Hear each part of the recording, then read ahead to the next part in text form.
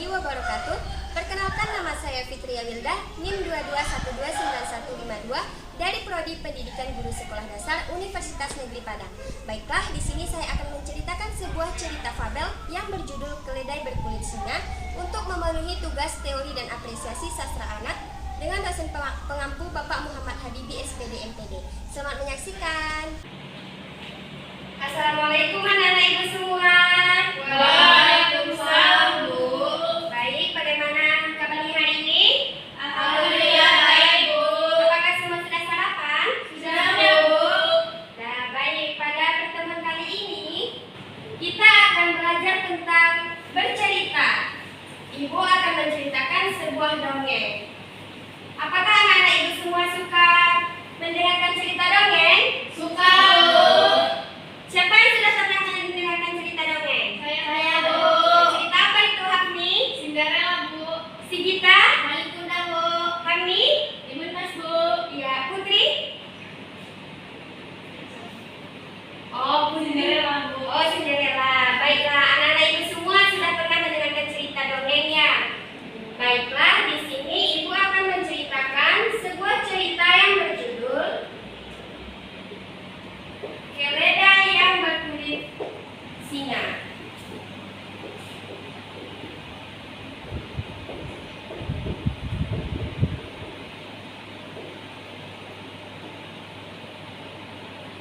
Baik, sebelum ibu bercerita, alangkah baiknya anak-anak semua memperhatikan ibu bercerita supaya dapat mengambil pesan moral yang terkandung dalam cerita Keledai Berkulit Singa. Pada cerita Keledai Berkulit Singa ini ada beberapa tokoh. Yang pertama ada si keledai. Kita beri nama Donkey. Yang kedua ada zebra. Siapa namanya yang kita buat? Zizi, Bu. Ya, bagus kita, nama yang bagus. Zizi. Yang ketiga ada singa. Siapa namanya kita buat anak-anak? Leo, Bu. Leo, iya. Putri, bagus. Yang keempat ada rubah. Siapa yang bisa memberi nama untuk si rubah ini? Saya, Bu. Siapa, Putri? Ruby. Ruby, iya, nama yang lucu. Yang kelima ada harimau. Siapa namanya, anak-anak? Saya, Bu. Siapa? Gega, iya, Gega. Yang keenam ada tokoh rusa. Siapa namanya? Derry, Bu. Derry. Yang ketujuh ada tokoh kura-kura. Siapa namanya? Tori, Bu. Tori, ya, bagus. Yang kedelapan ada kelinci. Siapa namanya, anak? Keke, Bu. Iya, bagus kita. Dan yang terakhir ada si monyet. Tidak usah kita beri nama. Baiklah. Sekarang ibu akan menceritakan Keledai Berkulit Singa. Semuanya memperhatikan ya. Baik, Bu. Pada zaman dahulu, hiduplah seekor keledai bernama Donkey. Ia hidup bersama hewan-hewan lainnya di sebuah hutan belantara. Namun, hewan-hewan lainnya selalu menganggap ia bodoh karena pemikirannya yang tak masuk akal. Pada suatu ketika, ia berkata kepada si Zizi, "Zi, suatu hari nanti aku ingin tinggal di bulan. Tinggal di sana sepertinya seru," kata si Donkey. Lalu Zizi berkata, "Kenapa kau tidak tinggal di matahari saja biar terbakar?" Ucapnya kesal karena perkataan si Donkey yang tidak masuk akal. Kemudian Donkey berkata, "Kenapa kamu berkata seperti itu? Apakah salah aku mempunyai mimpi tinggal di bulan?" kata si Donkey bersedih. Kemudian Zizi berkata, "Ya jelas salah, mana bisa kita tinggal di bulan?" kata si Zizi kesal karena si Donkey tidak mendengarkan perkataannya. Kemudian Kemudian dia pergi meninggalkan Donkey sendirian. Setelah itu, Donkey pun pergi berjalan-jalan. Saat di perjalanan, dia berkata pada dirinya sendiri, "Mengapa Zizi memarahiku akan mimpiku? Padahal aku ingin sekali tinggal di bulan," katanya. Tak lama kemudian, dia bertemu dengan, ya itu lupa tadi menuliskan si kata. Masih ada tokoh lainnya itu kata. Siapa namanya kita buat anak-anak? Tata. Nah, Tata. Sampai mana tadi ceritanya? Bertemu dengan sampai bertemu. Oh iya, Donkey kesal dan dia pergi berjalan-jalan. Saat di perjalanan, dia bertemu dengan Kata yang diberi nama Tata. Nah, lagi-lagi dia menceritakan keinginannya yang tidak masuk akal. "Tata, kamu sedang apa?" tanyanya basa-basi. Mungkin Tata sudah mengetahui bahwa si Donkey ini akan menceritakan mimpinya yang tidak masuk akal itu. "Tidak bisakah kau melihat aku sedang minum?" kata si Kata. "Tata, kamu tahu tidak, suatu saat nanti aku akan terbang seperti burung dan aku akan membawamu di pundakku," kata si Donkey kepada Tata. "Sudahlah dan hentikan mimpi-mimpimu itu. Mendengarkanmu membuatku kesal," katanya, kata si Tata. Kemudian dia pergi melompat meninggalkan si Donkey.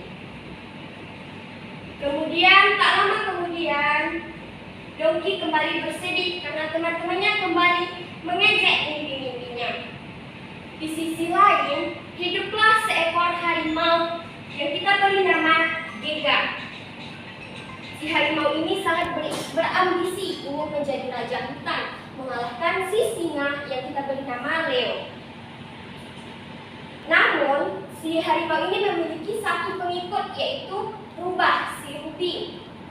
Pada suatu ketika, Ruby berkata kepada si Gega, harimau, "Tuan, sudah lama aku tidak melihat keberadaan Leo, si raja hutan.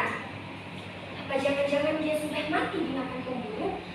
kata si Rubah ini kepada si Gega. Apa kau yakin jika Leo sudah mati dimakan pemburu?" kata si harimau. "Aku pikir begitu, Tuan," kata si Rubah, sedikit takut karena nada bicara harimau yang sedikit membentak. "Apa kau pikir?" kata si harimau. "Kau pikir berarti itu belum pasti," kata si harimau kepada Rubah. Si Rubah pun ketakutan. "Iya, Tuan," dia menjawabnya dengan tergugup. Si harimau berkata, "Cepat pergi cari tahu tentang keberadaan Leo," katanya kepada si Rubah. Rubah langsung berlari. Dia mencari tahu tentang keberadaan si Leo raja hutan. Tapi perkataan mereka berdua itu ternyata didengarkan oleh si Donkey. Donkey ternyata bersembunyi di balik salah satu pohon. Dan tiba-tiba dia berteriak. Dia menginjak salah satu ranting pohon. "Aduh!" katanya. Dan teriakannya didengarkan oleh si Gega harimau. Harimau langsung menghampiri Donkey. Dia pun marah. "Apa yang kau lakukan di sini, Rubah? Apa yang kau lakukan di sini, Donkey bodoh?" katanya. Aku tadi hanya lewat," kata si Donkey. Terus harimau bertanya, "Apakah kau mendengar perkataan kami bersama si Rubah itu?" kata si harimau. "Tidak, Tuan.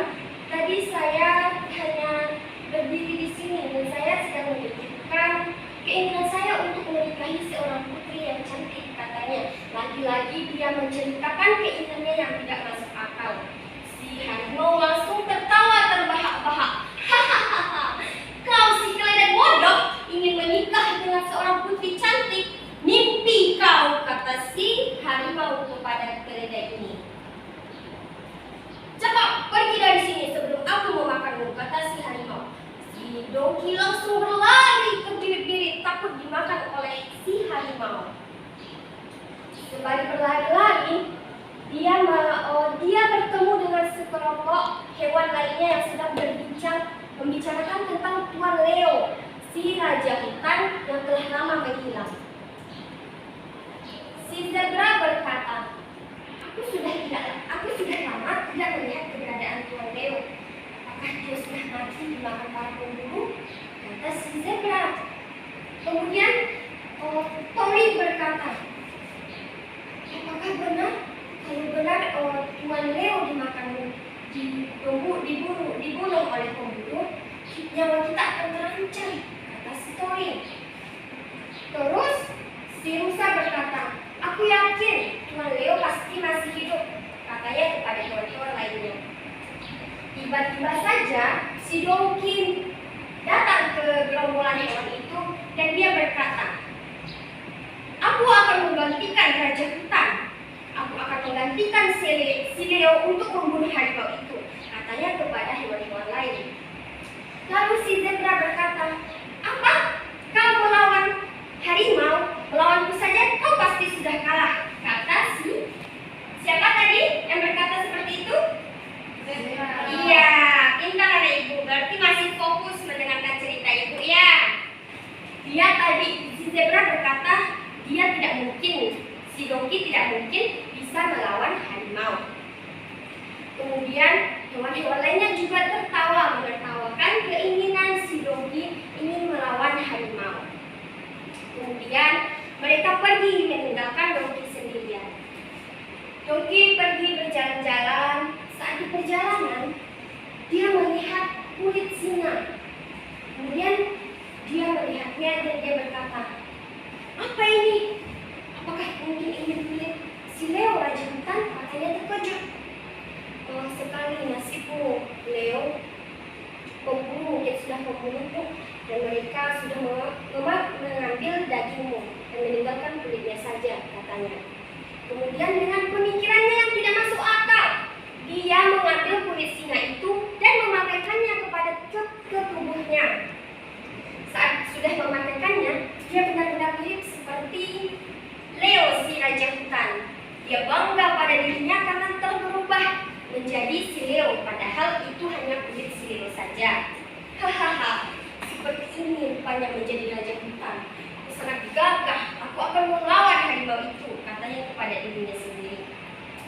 Dan ternyata pada saat dia memakai kulit si singa itu, si Keke kelinci melihat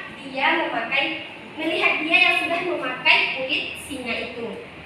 Dia langsung pergi berlari menemui hewan lainnya dan dia mengatakan, hei, aku tadi melihat tuan kita, dia masih hidup, katanya kepada hewan lainnya.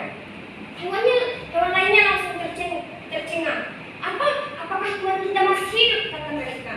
Apa kau yakin, kata mereka. Iya, aku yakin, kata si Keke.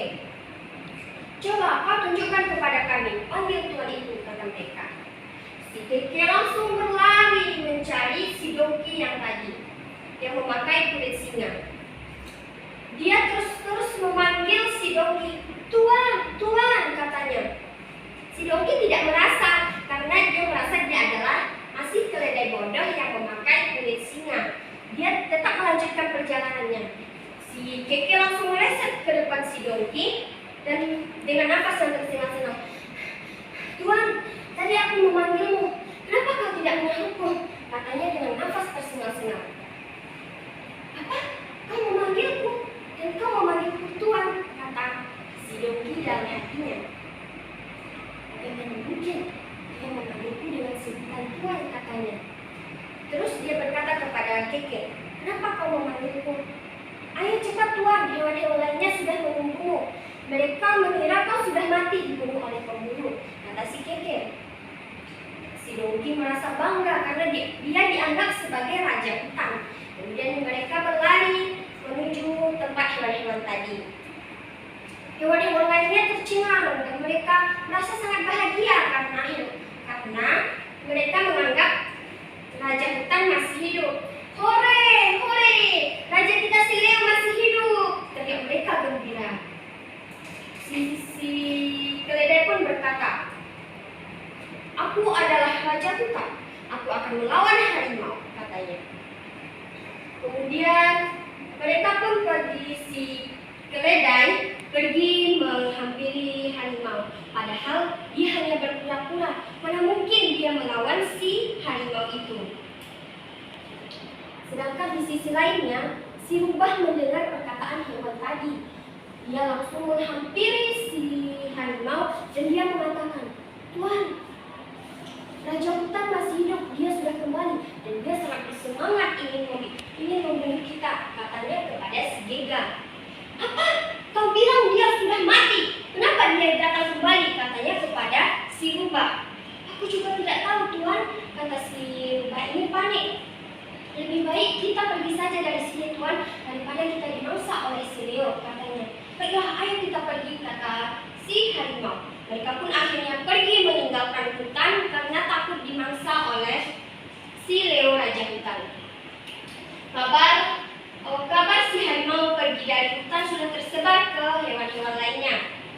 Mereka pun sangat bangga kepada Dongki yang memakai kulit singa. Mereka kira si Dongki lah yang telah mengusir harimau tadi dari hutan tersebut. Saat di perkumpulan mereka membangga-banggakan si Dongki ini, mereka pun berkata, "Yeay, raja kita memang hebat, hore, hore," kata mereka. Dan tanpa sengaja, Dongki si keledai ini mengeluarkan suara anehnya dan dia kembali berteriak dengan konyol. "Iya, iya," katanya.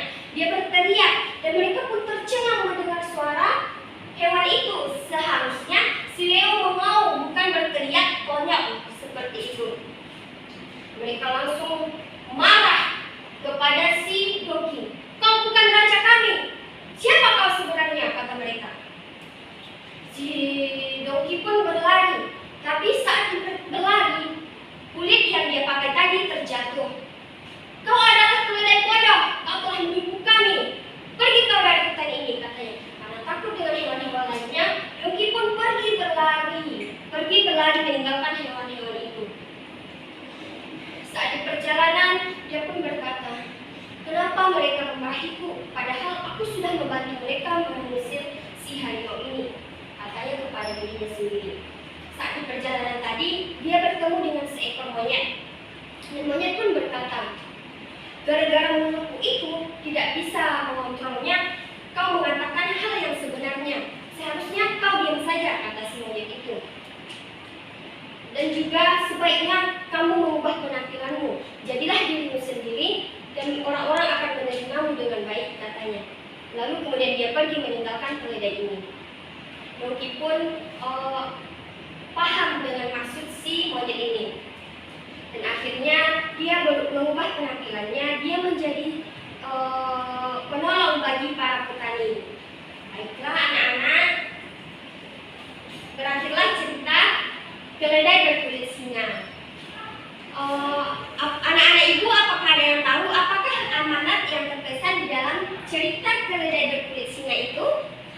Iya, Hafni, silakan. Janganlah berbohong kepada orang lain. Kita tidak boleh mencontoh perbuatan keledai yang membohongi para hewan lainnya karena ini mereka tunduk kepadanya.